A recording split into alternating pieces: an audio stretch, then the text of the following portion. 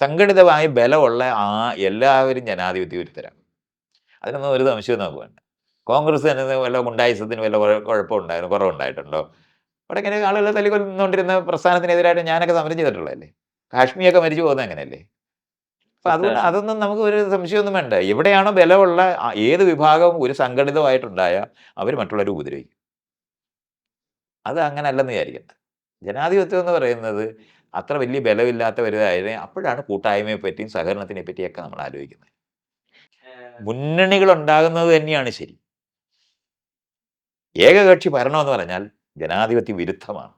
ഉം. മുന്നണി സ്വാഭാവികമായി ഉണ്ടായതാ.